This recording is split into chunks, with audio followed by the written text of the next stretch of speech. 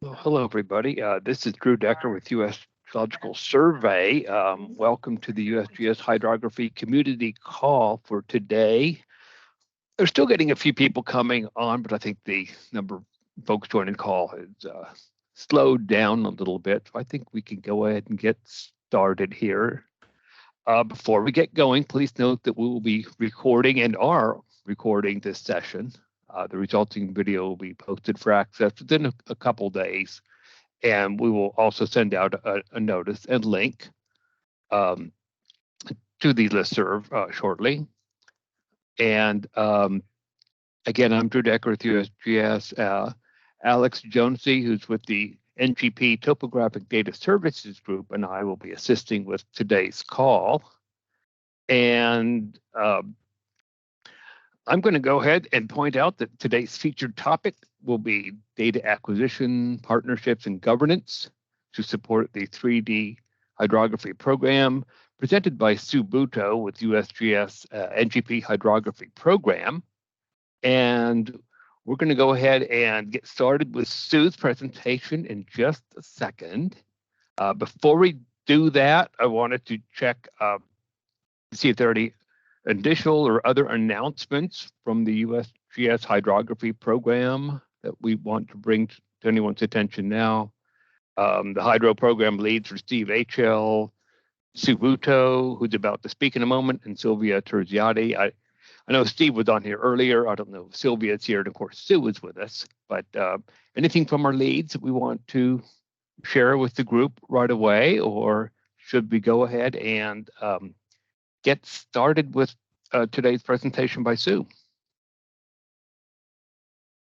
Drew, I think Steve stepped away, so if he has any announcements, maybe we'll do something at the end of the meeting. I don't have any additional announcements for the group at the moment. That sounds great. Yeah, that's a perfect time to cover anything. So we can go ahead and get started with your presentation, and we'll cover any announcements at the end of the call. Also, questions are welcome. Alex and I will help with those, and you can post them for now into the chat as we move along, and then cover those later on when Sue is done. And Sue, I see your slide is up and it's ready to go. And excellent. I think we're ready to proceed whenever you'd like. Thanks. Great, thanks, Drew. And that was my first question. If everybody can see my screen, and it sounds like that is the case. So thank you, Drew and Alexander, for hosting the call and asking me to discuss this topic, which is, as noted, governance, partnerships, and data acquisition for the 3D hydrography program.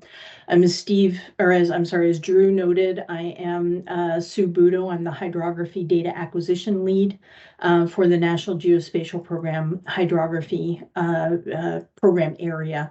And the hydrography data acquisition lead is a new position that will be focused on building or collecting data for the new 3DHP as we stand it up. So I'm sure many of you have seen these slides, but I'll do a little bit of background for those who haven't, and to make sure that we're all on the same page. And at some point, we'll give a quiz to everybody on these topics, since I'm sure you've seen them so many times. But our goal currently is to move towards creating what we're calling the 3D National Topography Model, with the intent to integrate our elevation and hydrography data to model the nation's topography in 3D. We're moving towards these goals by first finishing our national baseline data sets. With the 3D elevation program, we're very pleased to say that we're about 89.5% of the nation complete or in progress at the end of federal fiscal year 22. So we're really making a lot of great progress with the 3D data coverage. And then with the NHD plus high resolution, we have completed our CONUS data set for NHD plus high res and some of Southern Alaska. And we are now transitioning that effort to focus on the 3DHP. And in the same time, we're building our next generation programs, the 3D hydrography program, which I'll discuss today, and the next generation 3DEP with new quality levels and refresh cycles. The program planning or the program design is in progress right now based on the results of the recently completed 3D Nation study. And then that will feed into this longer term goal to develop an integrated 3D topography model for the nation. And so again, I think many of you, if not all of you on this call, are very familiar with our current approach to our national hydrography data sets, which are comprised of the National Hydrography Dataset, the NHD, the Watershed Boundary Dataset, WBD, and the NHD Plus High Resolution. These datasets are arguably the most comprehensive mapping of the nation's surface waters. And they have been built on a model that has leveraged local knowledge and direct updates to the data through a stewardship program with very active and very valued participants across the nation. One of the things we have found over time, however, is that using updates based on stewardship model, the updates aren't necessarily uniform across the nation. They occur where stewards have resources to bring to bear on the data, but there's many areas of the country that have been left untouched where partners and users don't have resources to do edits to the data. And the result in that is that national consistency of the NHD in particular has decreased over time. But really, a really important piece of the puzzle is that our NHD surface waters don't align with the highly accurate 3DEP data that is increasingly available across the country. And that means that when we do flow modeling using the NHD, we often have to really manipulate the elevation data quite heavily in order to make water flow downhill. And so as we complete our 3DEP coverage, we believe that we know that hydrography derived from elevation offers sort of a solution to what is the next generation of hydrography mapping for the nation. So the National Geospatial Program has developed a goal to acquire new hydrography that's standardized to align with the highly accurate 3DEP data, and then build sort of a new paradigm for hydrography data that follows 3DEP best practices for data governance, for data acquisition, and for to build a consistent hydrography mapping across the country that both meets national, regional, and local needs for hydrography data. At the same time as we kind of shift paradigms in how we do this, we want to build on the decades of work that have gone before to build the current hydrography products. But we want to build a product that supports more accurate, more updated modeling and analysis capabilities. And so we intend to move into a paradigm where we are sort of following the best practices learned from the 3DEP program. And then as time goes, we'll adapt those practices to meet the needs of the hydrography community. But those practices include establishing a governance body or governance bodies to help develop and coordinate partnerships for data acquisition, and adding 3DHP to our broad agency announcement to solicit partnerships. And I'll get into a little more detail on the broad agency announcement in a bit. And then contracting acquisition of 3DHP data primarily through our USGS Geospatial Products and Services contracts, or GIPSY, so that the private sector, we leverage the capacity of the private sector to do this work for us. And then also to allow for cooperative data acquisitions and contributed data so that we have many streams of data coming towards us. And most importantly, or very importantly, is to provide specifications so that we set a bar for the quality of data that ends up going into the 3DHP data set. So we've been kind of thinking about, what this looks like on sort of a broad, high level data life cycle sort of view, going from planning through acquisition to data validation, which I'll touch on very briefly, publication, to then making these data accessible so that our users have analysis-ready data to apply to their applications and mapping. But this presentation really is going to focus on the planning process and the things that happen before the planning process. A lot of coordination and a lot of communication around 3DHP. And all this workup to the planning process and the data acquisition process requires a great deal of coordination. And it's coordination that happens at all levels and across all sectors in our hydrography community. And the goal here is to align our goals towards building an updated hydrography data for the nation, and to identify requirements and find areas where requirements overlap.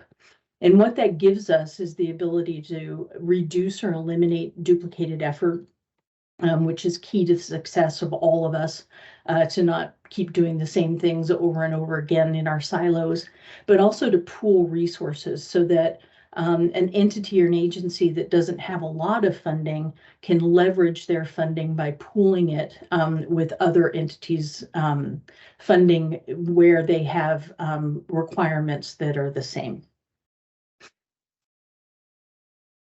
And so on the vein of reducing duplication of effort, I think it's really key to highlight the benefits of updating our national hydrography data sets. We conducted a study in 2016, the HRBS, that documented a large number of mission critical business uses across all those sectors that we coordinate across, and found that our current hydrography data are essential to a broad range of applications. And the current program provides about $538 million in annual benefits. And many of those benefits come in the form of not having to do work to map the hydrography that is available to you without having to do it yourself. But we also found that a modernized 3D enabled hydrography program that is aligned with our elevation data could provide twice that in annual benefits if all the user requirements that we documented are met. So there's a great deal of benefit to updating these data in a modern way. And so that brings us to sort of governance and acquisition strategies and the way we're approaching that. I'll start with federal acquisition strategies. I mentioned earlier that following 3DEP practices, developing a governance body, and that governance body on the federal side is the 3DHP working group, which is a multi-agency federal coordination body. And the 12 member agencies that we currently have that are listed on the slides will begin to work towards a common purpose for updating hydrography mapping for the data, with a goal, as stated, to improve the currency and accuracy of our data through the 3DHP. And this governance body is part of an envisioned 3D National Topography Model joint governance that supports the vision of a 3D nation and the 3D National Topography Model. And for those not familiar, the vision for the 3D nation is to create a continuous elevation surface from the depths of our waters to the peaks of our mountains, and then adding to that the 3D National Topography goal to align our hydrography data to that continuous elevation surface. And another really key piece of coordination and governance is the coordination that happens at the states. We are very lucky to have a collaboration with the National States Geographic Information Council, where we're able to engage with state GIOs and key stakeholders who participate in NSGIC. And they are a very energetic and engaged group that are a pleasure to work with, and we're lucky to work with them. And then in addition, the National Geospatial Program has a network of national map liaisons who you are very familiar with, I hope, who really lead outreach and coordination for both 3DEP and 3DHP in their respective states and regions, and sort of coordinate and connect at the state level. And all this is to keep our key stakeholders informed, and again, to help align data acquisition goals between our non-federal and our federal partners. And so for state acquisition strategies, we want to move forward in a way that we're developing plans and best practices through our key state communities. So this involves things like developing state plans for 3DHP data acquisition. And these state plans kind of help hone in and identify, what are your most important business uses in your state for hydrography data? And that helps lead partners into developing funding strategies, and also strategies for finding and engaging key funding partners and key users of the data in their state. And also development of best practices for the state for data acquisition. But also, our state strategies involve creating forums to help our state, local, tribal, academic, and private partners learn and grow through collaboration, and also to facilitate strategic funding investments in the 3DHP. And so our annual data acquisition, built on this model, and again, this is a paradigm shift from how hydrography has been approached in the past. So it'll take a little while to get folks used to moving in this direction. The whole idea is data acquisition is built on partnerships. If we start on the left-hand side of the slide, where the 3DHP working group is working on the federal level to identify their mapping priorities for their national and regional applications. And then those federal partners can enter into interagency agreements with the USGS, and those funds can be used both as matching funds on BAA applications and for direct acquisitions where federal entities have requirements for mapping. And we'll get into detail on the BAA in a second. But the other side of the acquisition plan is the 3DHP BAA. And a broad agency announcement, or BAA, is a fair and equitable process that allows federal, state, local, tribal, and private organizations to propose data acquisition projects and request matching funds from the 3DHP. The proposals are assessed for overlap with federal priorities areas, among other criteria, and accepted based on those criteria and a scoring process. So a little more detail about the BAA. Again, it's a mechanism used for non-federal entities to partner with the USGS and federal agencies. It's open to really any entity to apply for an application, or it will be open, I should say, including other federal agencies. Normally, what we prefer is that federal agencies at the headquarters level enter into an interagency agreement directly with USGS, and state field offices participate in the BAA with their state, local, tribal, academic applicants to the BAA. Again, I'll emphasize that the BAA is designed to be a fair and equitable process of proposal evaluation, and those evaluations are based on a set of criteria that are published in the program announcement that comes out with the broad agency announcement, but the details of the scoring is not published to make sure that it's a fair and equitable process. And then applicants are encouraged to bring funds to the proposal, and 3DHP matching funds would be added to cover the remaining costs. And so again, that's what this process looks like. And we'll say that the 3DHP BAA does not yet exist. We're working on the foundation of that, but we also are awaiting the federal fiscal year 23 budget. And we have a plus up, or we had a plus up in the president's budget to support data acquisition for the 3DHP, but we won't be sure until we have a final federal budget, hopefully coming soon.